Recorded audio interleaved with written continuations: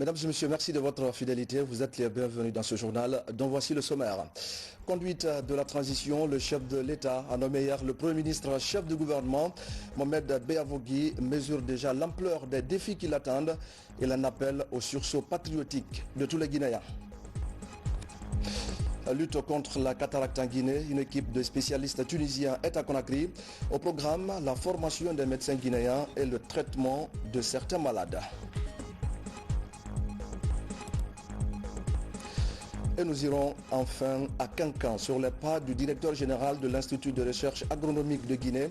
Une visite de terrain pour évaluer les activités déjà réalisées sur place. Vous allez le voir, les défis restent encore nombreux. Voilà pour le sommaire. Vous êtes les bienvenus dans ce journal que nous ouvrons par ce communiqué. Le président du CNRD, président de la transition, chef de l'État, chef suprême des armées, convie à une réunion le samedi 9 octobre 2021 à 9h00 au Palais Mohamed V, les directeurs des ressources humaines des différents départements ministériels et régies financières. Le président de la République attache du prix au respect de ce rendez-vous et ne tolérera aucune absence ou retard. Fait à Conakry le 7 octobre 2021, le président du CNRD, président de la transition, chef de l'État, chef suprême des armées, colonel Mamadi Doumbouya. Cet autre communiqué, le ministère en charge de l'éducation et de la formation informe les parents d'élèves, enseignants, administrateurs scolaires et universitaires, encadreurs pédagogiques, les élèves et étudiants des secteurs publics et privés que la rentrée scolaire et universitaire 2021-2022 est prévue ainsi qu'il suit. Pour le ministère de l'Éducation nationale et de l'enseignement technique, le jeudi 21 octobre 2021, sur toute l'étendue du territoire national à 8 heures. Pour le ministère de l'Enseignement supérieur et de la Recherche scientifique, le lundi 1er novembre 2021. En conséquence, le ministère invite les structures centrales et déconcentrées à prendre toutes les dispositions nécessaires pour une ouverture de classes sécurisées sur le plan du respect des mesures barrières dans un contexte marqué encore par la pandémie de coronavirus. Le ministère en charge de l'éducation, au nom de la communauté éducative, remercie son Excellence colonel Mamadi Doumbouya, président de la transition, chef de l'État, pour toutes les dispositions prises en faveur d'une ouverture effective des classes. Par ailleurs, le ministère condamne l'attitude des établissements scolaires privés qui ont procédé à l'ouverture des classes avant la fixation de la date par les départements en charge de l'éducation et de la formation. Pour le MENA, la secrétaire générale, Madame Ndiaye Nene Fatou Diallo. Pour le ministère de l'Enseignement technique et de la formation professionnelle, le secrétaire général, M. Michel Koivogui. Pour le ministère de l'Enseignement supérieur et de la Recherche scientifique, le secrétaire général, professeur Binko Mamadi Touré. La Guinée a donc un premier ministre de la transition. Le décret qui nomme Mohamed Beavogui a été rendu public hier sur nos antennes. Ancien sous-secrétaire général des Nations Unies, le chef de gouvernement est reconnu pour sa compétence et son intégrité. Il doit aider les nouvelles autorités à mettre en œuvre le contenu de la charte de la transition. Le Premier ministre mesure d'ailleurs la portée des défis qui l'attendent. Il appelle donc les Guinéens à se donner les mains pour réussir la transition. Adi Kamara. C'est un vétéran du développement que le président du Comité national du Rassemblement pour le développement, chef de l'État, le colonel Mamadi Doumbouya, a choisi pour diriger le gouvernement de transition. Après 32 ans de carrière internationale, Mohamed Beavogui devient le 15e premier ministre de la Guinée. À 68 ans, cet originaire de Massanta, né à Poredaka, dans la préfecture de Mamou, fils de diplomate, ce technocrate a fait ses études en Guinée sous la Révolution. Il a fréquenté l'école primaire de Koléa, puis le lycée d'Onka et l'Institut Polytechnique Gamal Abdel Nasser en 1972. Plus tard, Mohamed sera titulaire d'un diplôme de la prestigieuse Kennedy School of Government de l'Université Harvard des États-Unis. L'homme est un champion reconnu du développement agricole à travers la FAO, le FIDA et bien d'autres organisations intervenant en Afrique. Il a maintenant la lourde tâche d'impulser et coordonner l'action du gouvernement dans son pays. Le premier sentiment, c'est un sentiment d'honneur. Et puis, très sincèrement aussi avec beaucoup d'émotion qu'on peut recevoir une telle responsabilité au moment d'une transition qui est cruciale pour le futur de notre pays. Et je suis extrêmement reconnaissant au président du CNRD, le président de la République, le colonel Mamadi Doumbouya, de m'avoir fait confiance pour me confier le poste de Premier ministre du gouvernement de la transition. C'est une tâche certainement pas facile, mais nous allons nous y mettre pour que le peuple de Guinée soit satisfait. À la tête de la primature, Mohamed Beavogui est engagé et déterminé à assurer une transition réussie qui permettra à la Guinée de prendre un nouvel élan. La tâche est immense et sensible, les attentes sont énormes. Mes priorités sont celles du CNRD. Elles ont été déclinées, non seulement dans la charte, mais aussi en particulier dans le programme du 2 octobre. Donc ce que je vous demande justement, c'est de prendre chacune de ces priorités et de les vulgariser au maximum, de nous aider à définir dans ces priorités-là avec beaucoup plus de précision. Nous savons ce que nous voulons, avec beaucoup plus de précision, qu'est-ce qu'on peut faire pour que ce pays-là puisse avoir les bases qu'il faut pour se construire comme une démocratie juste, équitable et au service de ses populations. C'est une très grosse responsabilité. Et nous allons essayer de faire en sorte que cette responsabilité soit assumée avec honneur et dignité. Le nouveau Premier ministre Beavogui ouvre déjà les bras à toutes les forces vives de la nation. Il entend rassembler les Guinéens, résidents et expatriés, autour d'un idéal commun. Le CNRT est chargé de nous préparer notre futur, un futur juste qui est construit sur la base des expériences que nous avons eues jusqu'à présent. Le rôle du gouvernement, il est très très simple, et à la fois compliqué certainement, mais simple. Le rôle du gouvernement, est de créer toutes les conditions pour que justement les Guinéens puissent se parler, se réconcilier, travailler pour tous, pour la Guinée. Ça, c'est notre rôle. Faire en sorte que les ressources soient là, que les moyens soient là et que le pays fonctionne correctement. Nous n'avons rien à inventer, nous n'avons pas de plan quinquennal ni de plan triennal à mettre en place. Nous devons faire marcher le pays à la satisfaction et donner l'exemple pour que dans le futur ça suive. Vous comprenez? Deuxièmement, mais pour y parvenir, certainement, il faut que cette administration fonctionne correctement. Il faut qu'elle soit au service de chacun. Il faut qu'elle joue son rôle. Et c'est là les réformes. Ce n'est pas le président seul ou le Premier ministre seul ou le gouvernement seul qui va le faire. C'est chacun de vous. Nous n'avons pas un rôle de développement. Nous avons une mission à délivrer.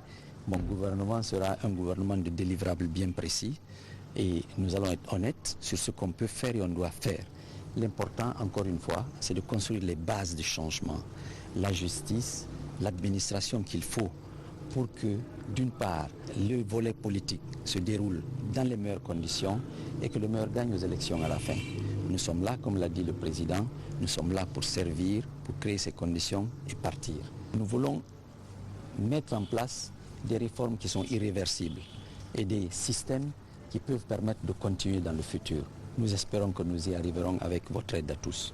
Le Premier ministre va désormais œuvrer aux côtés du chef de l'État Mamadi Doumbouya à atteindre les objectifs inscrits dans la charte de la transition pour l'éveil d'une Guinée nouvelle.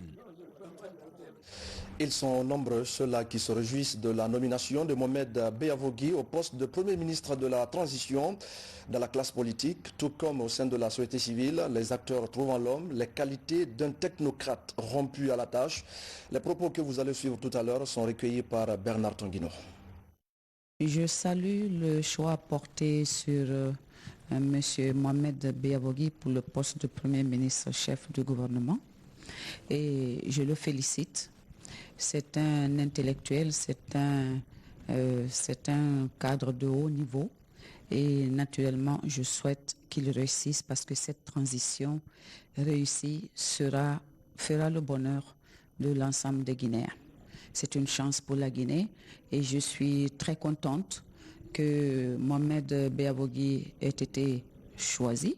Il fallait bien sortir une personne du chapeau. Elle est bonne. Elle est bien indiquée pour conduire l'action du gouvernement. Le choix de M. Mohamed comme Premier ministre chef du gouvernement, je peux dire que c'est un choix excellent parce qu'il amène la compétence, il amène la nouveauté, il amène l'intégrité, il amène la neutralité. C'est extrêmement important. Ajouter à cela toute son expérience internationale, son carnet d'adresses, ce sont des atouts. Au regard des caractéristiques que je viens de définir, du point de vue des politiques, ce qui pourrait être tout de suite un élément, n'est-ce pas, de suspicion, c'est lorsque la neutralité est perdue.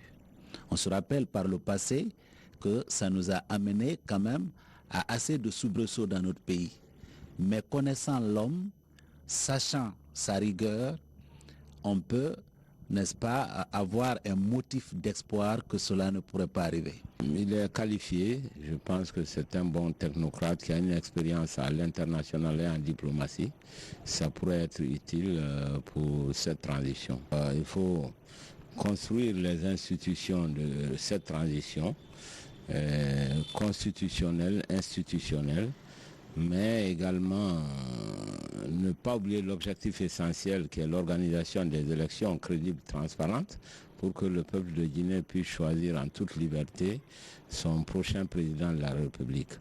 Mais cependant, il faut maintenir l'équilibre macroéconomique, ne pas laisser les finances publiques dans un état de désordre qui provoquera encore une inflation plus grande. Et pour cela, il est bon également, comme objectif de la transition, de faire l'audit des comptes publics. Dans la situation actuelle, le profil de M. Biavogui s'y prête pour un Premier ministre de transition. Il remplit beaucoup de critères, notamment le fait de ne pas être lié directement à des partis politiques ou exercer des activités dans des partis politiques, ou de travailler dans l'administration guinéenne ces dernières années. Je pense que pour faire le consensus autour des grands dossiers actuels du pays, il est important d'avoir un Premier ministre qui est à peu près le profil de M. Biavogui. Donc je pense que c'est un choix qui me paraît être rationnel. Je pense que c'est un bon choix parce que vous avez tous vu un peu le CV de Mohamed Biavogui. Quelqu'un qui a travaillé à travers le monde et je crois qu'il pourra apporter au CNRD toute son expérience, également toutes ses relations, pour que nous puissions traverser cette période-là dans de très bonnes conditions. En tout cas, c'est ce que nous espérons. Dans la rue de Conakry maintenant, la nomination de Mohamed Biavogui est accueillie avec beaucoup de satisfaction par la population. Chacun estime que c'est l'homme qu'il faut pour conduire les actions du futur gouvernement et pour poser surtout les bases d'une bonne gouvernance en Guinée. Les attentes sont donc nombreuses, mais l'espoir est permis, comme le montre ce micro-trottoir de Mounir Bari. Nous avons appris la nomination de M. Mohamed Biavogui avec joie parce que en voyant son CV, c'est un cadre vraiment parfait qui a fait le parcours aussi du monde du point de vue administration. Je pense bien l'attente que c'est de voir la situation guinéenne, comme c'est une période de transition, comment organiser les choses. Les attentes sont énormes. Et M. Mohamed Biavogui est un homme de valeur par ses expériences dans les institutions internationales. Et je pense que quand il revient en République guinéenne, il pourra produire vraiment de bons résultats. Mais ce que je voudrais sérieusement le demander, de s'inscrire sur le premier point du CNRD, qui dit qu'il faut effectivement voir la refondation de l'État, et la refondation de l'État passe obligatoirement par la refondation de l'administration publique. Bonne arrivée à son Excellence, Monsieur le Premier ministre. Je sais qu'il va réussir. D'abord, c'est une personne humble, il a la tête sur les épaules. C'est un monsieur que je n'ai pas de reproche à son niveau de sa qualité de parcours diplomatique. C'est quelqu'un, si il a des accompagnements avec les Guinéens, il peut quand même faire l'affaire de la Guinée. Lui aussi bénéficie de la confiance du chef de l'État. Colonel Amara Kamara a été nommé hier au poste de ministre secrétaire général de la présidence de la République. C'est un jeune officier supérieur qui a affûté ses armes un peu partout à travers le monde. Il doit désormais mettre son expérience au service du CNRD, de son président, des populations guinéennes et de la transition en cours. Mais qui est justement Colonel Amara Kamara? Adjudant Abakar Kamano, correspondant de la presse militaire. Nommé ce mercredi par le président de la transition, ministre secrétaire général de la présidence de la République, le colonel Amara Kamara est l'un des jeunes officiers supérieurs assermentés de l'armée guinéenne. Né en 1984 à Banankoro, dans la préfecture de Kérouani, colonel Amara Kamara est marié et père de 4 enfants. Cet ancien chercheur de l'école pratique des hautes études EFE Sorbonne est aussi titulaire d'un master 2 en sciences humaines et sociales, spécialité Europe moderne et contemporaine. Breveté de l'école de guerre de Paris, ce jeune officier a bouclé son cursus militaire depuis 2016. Il est certifié expert de la défense en management, commandement et stratégie. Avec une parfaite maîtrise des langues françaises et anglaises, ce soldat a à son actif plus de 15 ans d'expérience militaire dans les domaines de la formation, de l'entraînement et du commandement des opérations. Très actif aux côtés du président de la République, chef de l'État, chef suprême des armées, le colonel Amara Kamara s'est fait découvrir au grand public dès les premières heures de la prise du pouvoir le 5 septembre dernier par l'armée guinéenne, notamment lors de la lecture du communiqué numéro 2 du CNRD en qualité de porte-parole. Incorporé en 2003 dans l'armée guinéenne, cet éminent cadre militaire a gravi tous les échelons au sein de l'administration militaire du pays. Diplômé de l'enseignement militaire supérieur du premier et du second degré de l'école de Paris, promotion Verdun, et de l'école de l'état-major de Libreville, promotion Alassane Ouattara, pour le second degré, le colonel Amara Kamara est aussi diplômé du cours de formation des futurs commandants d'unité, CFCU. Ce vaillant soldat a été officier chargé des moyens généraux à l'EMIA, directeur adjoint des organismes de formation interarmée d'OFI, commandant adjoint de Gangan 3 et chef des opérations au sein de la MINUSMA du 24 août 2017 au 21 septembre 2018. Depuis janvier 2019, il est directeur par intérim de l'EMIA. Jusque-là, porte-parole du Comité national du Rassemblement pour le développement CNRD, colonel Amara Kamara assume la haute fonction stratégique du ministre secrétaire général de la présidence de la République. Bien qu'appartenant à la Grande Muette, notre ministre secrétaire général de la présidence de la République est aussi homme de lettres. Son ouvrage intitulé Ibrahima Dina Salifou, un prince Nalou dans l'armée de 1914 à 1918 est en cours de finalisation pour sa publication. Et colonel Amara Kamara s'est confié à nos confrères de la présidence juste après sa nomination comme secrétaire général de la présidence de la République. Je veux à ces instants rendre grâce à Dieu pour la santé et également remercier M. le Président pour sa confiance, pour appartenir à l'équipe de filles et de fils du pays qui vont mener cette mission de transition. Je reste très engagé et très déterminé à mettre toute mon énergie, toute ma volonté à l'aider et pour combler les aspirations légitimes du peuple de Guinée. Je vous remercie. Et dans le reste de l'actualité, comment réduire la mortalité maternelle et infantile en Guinée? La question est en débat à Conakry. Pendant 3 jours, les acteurs vont échanger sur plusieurs thématiques et sur plusieurs stratégies. Le principal défi est d'améliorer les indicateurs en vue d'accélérer la réduction des cas de décès au niveau des mères et des enfants. C'est un compte-rendu de ça à Maratolno et Abraham Christophe Conté. La Guinée fait partie des pays qui font du progrès dans la réduction de la mortalité maternelle et néonatale à travers le monde. Face à cette lutte, le ministère de la Santé et ses cadres poursuivent les stratégies pour améliorer les indicateurs qui restent encore préoccupants, à savoir le taux de mortalité maternelle de 550 pour 100 000 naissances vivantes, le taux de mortalité néonatale de 20 à 1000 naissances vivantes. On est loin de l'idéal encore. Nos indicateurs font partie des indicateurs encore préoccupants au niveau de la sous-région. Mais les efforts sont faits.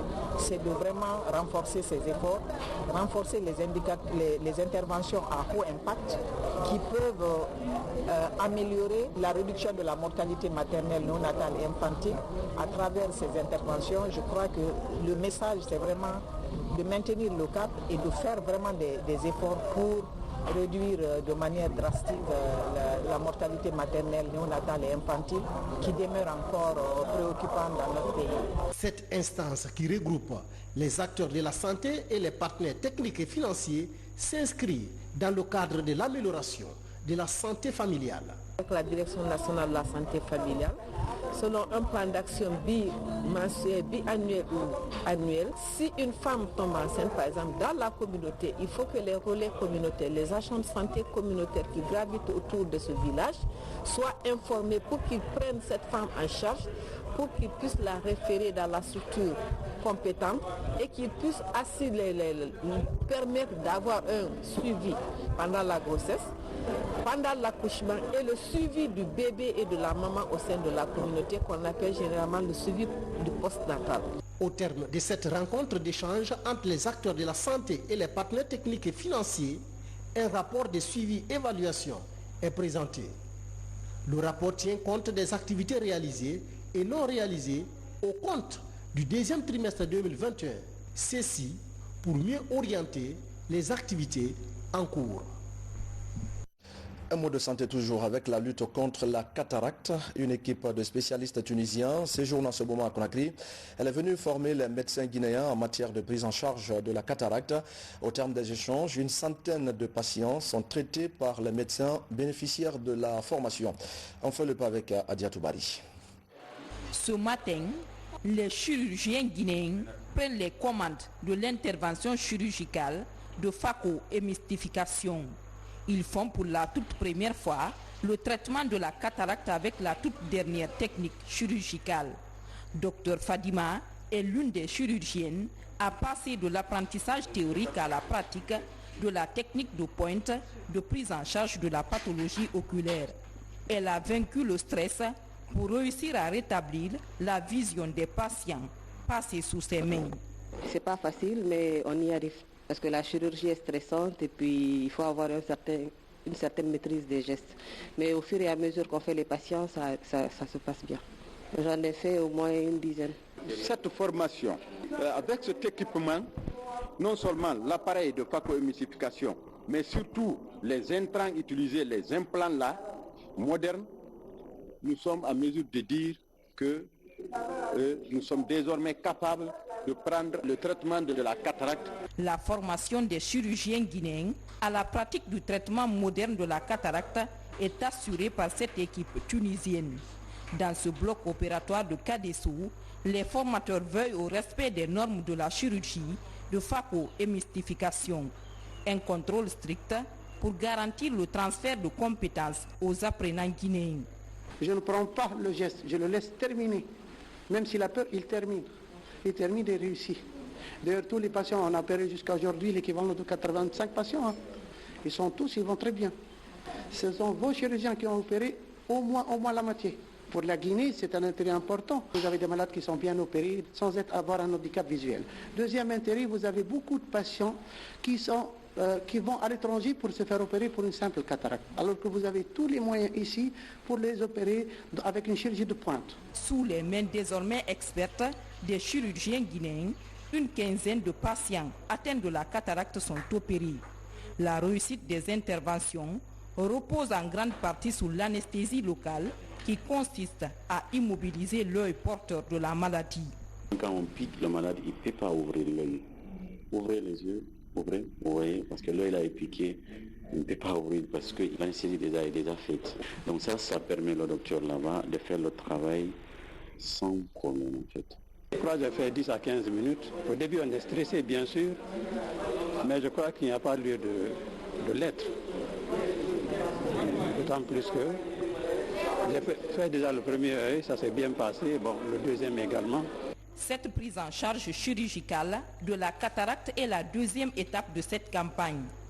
Sur une période de 10 jours d'intervention chirurgicale, plus de 100 malades seront traités par ces ophtalmologistes du pays. Une performance en termes de soins oculaires modernes du CADESO, le centre d'application du diplôme doté de spécialisés en ophtalmologie. Les acteurs de développement des 4 régions naturelles du pays suivent également une formation à Mamou. Ils renforcent leurs connaissances sur la gouvernance locale et sur la gestion des documents administratifs. L'objectif est d'aider ces cadres à jouer pleinement leur rôle dans la gestion des collectivités à la base. Sur place à Mamou, on fait le pas avec Mamadou Patebaldé. La bonne gouvernance locale est un instrument efficace de développement des collectivités locales. Elle facilite la mise en œuvre des plans d'action opérationnels élaborés par les collectivités et favorise le bon fonctionnement de l'administration locale. Le centre de perfectionnement de cadres élus de Sérédou renforce les capacités des acteurs venus des 4 régions naturelles du pays. Déjà, la formation que nous sommes en train de faire, ces chefs Séraco et les COC qui constituent nos points focaux auront la lourde charge de faire la démultiplication auprès, n'est-ce pas, des 333 sous-préfets, n'est-ce pas, avec les élus locaux pour une bonne compréhension. Parce que nous ne pouvons pas parler de la bonne gouvernance locale sans qu'on accepte d'associer tous les acteurs à la prise de décision. Dans ce élan, le ministère de l'administration du territoire et de la décentralisation bénéficie de l'appui financier du budget national de développement. Ce partenariat répond au souci des nouvelles autorités d'encourager ces acteurs à démultiplier les différents modules de formation dispensés dans toutes les sous-préfectures du pays. Notre souci d'abord, c'est comment faire pour que ces cadres répondent valablement. Parce qu'on a non seulement besoin des élites, il faut que ces cadres-là se mettent à leur place pour répondre valablement à la déontologie de l'administration. Là, le cadre qui est à le niveau peut appuyer les collectivités locales. Le centre de Sérédou envisage, sur un appui du BND, la formation des 8 gouverneurs des régions et les 33 préfets du pays, après la mise en place du gouvernement de transition. Un élan qui favorise le développement des collectivités et l'amélioration des conditions de vie des populations à la base. Et pendant ce temps, le directeur général de l'Institut de recherche agronomique de Guinée, IRAG, vient d'effectuer une visite de terrain à Kankan. Cette visite a permis de voir les activités menées par les techniciens-chercheurs et les conditions dans lesquelles elles sont réalisées. Plusieurs champs de différentes variétés de semences sont à l'actif de ces cadres. Le constat dans ce reportage de Fodé Bangali Fofana. C'est une visite inopinée que le directeur général de l'IRAG, Institut de recherche agronomique de Guinée, effectue ici au Centre régional de recherche agronomique de Bordeaux-Cancan pour comprendre sur le terrain ce qui est en train d'être fait par ces techniciens-chercheurs. Réunis autour de lui dans cette salle, ces techniciens-chercheurs évoluant dans le domaine agricole ici à Bordeaux ont étalé en grande ligne devant leur directeur les difficultés auxquelles ils sont confrontés dans leurs activités. Un grand centre comme Bordeaux n'a toujours pas de moyens mécaniques, principalement le tracteur. Cet état de fait nous met toujours en retard par rapport au calendrier agricole. La plaine dont dispose le centre n'est toujours pas encore aménagée. Nous avons eu énormément de difficultés. Tout récemment, nous avons été confrontés au gel de tous les comptes des EPA par les nouvelles autorités du pays. Cela a coïncidé non seulement au début, mais aussi à l'entretien de ces cultures. N'eût été l'effort de nos chefs programmes qui se sont mis à fond et qui se sont endettés pour avoir réalisé ces activités, nos résultats allaient vouer à l'échec. C'est pas maintenant qu'on a commencé. Nous faisons ces visites inopinées souvent. Comme nous travaillons avec le matériel végétal, donc c'est du matériel vivant. Nous travaillons avec aussi des animaux. Et nous travaillons aussi avec des essences forestières et agroforestières. Sur toute l'étendue du territoire national, il fallait que je vienne voir ce qui est fait sur le terrain et comment sensibiliser nos autorités pour que des mesures d'exception puissent être accordées à l'Institut de recherche agronomique de Guinée dans le cadre de la conduite de nos activités de recherche, mais aussi de nos activités de production de semences. Ce centre régional de recherche agronomique de Kankan a pour mission de produire de la bonne semence et la mettre à la disposition des producteurs. C'est dans ce cadre qu'il a réalisé cette année 10 hectares de maïs de variété BR 473, le maïs à haute qualité protéique par rapport à la variété locale, avec un rendement potentiel de 4 tonnes à l'hectare selon les spécialistes. Au niveau du programme légumineuses alimentaires, il a été mis en place 5 hectares de niébé dont la récolte est en cours. À côté de ces 5 hectares de niébé, le programme a également réalisé 22 hectares de sésame blanc morcelé en bloc. Plus impressionnant ici, c'est le champ de riz de 4 hectares. Nous avons 2 variétés. Ici, ce bloc fait 2 hectares. Ça, c'est la variété Inandinko Ouliman. Là où on a dépassé, ça fait 2 hectares aussi. Ça, c'est la variété Nirika 4. Toutes les variétés sont de 3 mois. Le vieillissement du personnel de ce centre fait partie des préoccupations du directeur général de l'Institut de recherche agronomique de Guinée-IRAG qui souhaite insuffler un nouvel élan à ces centres de recherche qui passe nécessairement par un renouvellement, une redynamisation du personnel. On se rend à présent à Dubreka pour parler de l'entretien de la route nationale Conakry-Boké. C'est cette semaine que les nouvelles autorités ont lancé les travaux de réparation du pont de Tercet et des points noirs qui entravent la circulation. Une initiative saluée, vous allez le voir, par les populations de la localité. Alassane Tambaya Conté, Mariam Kamara. La route nationale Conakry-Boké connaît actuellement une dégradation poussée par endroits. Du pont de Tercet au quartier de Djoumaya, les nids de poules sont observés un peu partout. Ce mardi, les nouvelles autorités de Dubreka se mobilisent pour donner un coup de main à ce tronçon très fréquenté par les usagers. Nous avons trouvé que le pont de Tercet jusqu'à Djoumaya, la route est impraticable. À la longue, je continue sur la route jusqu'à la fin de Dubreka. Il faut continuer à travailler puisque les gens sont permanemment sur la route de Dubreka pour aller à Boké et aller à Fria. L'œuvre elle est sanitaire, l'espoir règne en l'air et je demande à tout un chacun, à nous, la jeunesse, à œuvrer dans le bon sens pour aider Monsieur le Président de la République et tous les membres du CNRD à se donner la main pour le développement de la République de Guinée. Chacun de nous peut apporter son grain de sel pour que la Guinée puisse aller de l'avant. Le reprofilage du pont de Tercet complètement dégradé est vivement salué par les usagers et les populations de ce quartier qui rencontrent d'énormes difficultés pour écouler leurs marchandises. Aujourd'hui, on a mis le granit. Le camion peut passer et le véhicule peut passer. Avant, c'était un peu trop d'embouteillage. L'état de la route aujourd'hui est bon. Les prochains jours, les nouvelles autorités préfectorales comptent poursuivre les travaux dans d'autres endroits critiques de la route Conakry-Boké. Et nous revenons sur ce communiqué. Le président du CNRD, président de la transition, chef de l'État, chef suprême des armées, convie à une réunion le samedi 9 octobre 2021 à 9h00 au palais Mohamed V, les directeurs des ressources humaines des différents départements ministériels et régies financières. Le président de la République attache du prix au respect de ce rendez-vous et ne tolérera aucune absence ou retard. Fait à Conakry le 7 octobre 2021, le président du CNRD, président de la transition, chef de l'État, chef suprême des armées, colonel Mamadi Doumbouya. Il y a plusieurs années maintenant et pour plusieurs pays, l'autonomisation des femmes est inscrite parmi les priorités. En Guinée, les efforts sont en cours pour renforcer leur insertion socio-professionnelle. Un atelier de formation vient de se tenir dans ce sens à Conakry. Le point avec Diana Yansane.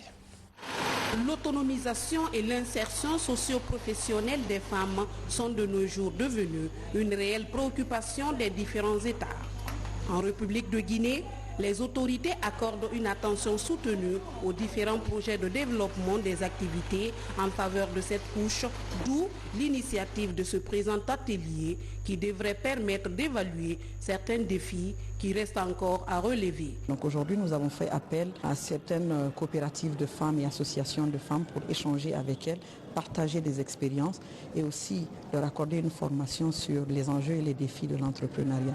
Donc pour nous, cet atelier s'inscrit dans une dynamique de renforcement des actions menées en faveur de l'autonomisation des femmes et des filles de Guinée. L'autonomisation des femmes est un gage certain pour la réduction de la précarité et de la pauvreté. C'est pourquoi les thématiques choisies en faveur de cette session de formation sont d'une importance sans égale. On sait que ces deux notions d'entrepreneuriat et d'autonomisation sont les mots phares qui préoccupent aujourd'hui les autorités guinéennes vis-à-vis des femmes de Guinée. Et on ne peut pas atteindre l'autonomisation si on n'a pas en Guinée des femmes dignes de ce nom d'entrepreneur. Donc l'objectif de cet atelier, c'est de donner aux femmes les clés pour créer et conduire une entreprise digne de ce nom. L'objectif affiché par les autorités guinéennes à travers ce département des droits et de l'autonomisation est d'améliorer les capacités managériales et professionnelles des femmes, ce dans le souci de contribuer à l'essor du développement économique et social de la Guinée. Et voilà, mesdames et messieurs, c'est la fin de cette édition d'information. Je vous remercie de votre fidélité. Merci également à toutes les équipes qui m'ont accompagné durant ces 4 derniers jours. Et je vous donne rendez-vous très bientôt sur les antennes de la télévision nationale.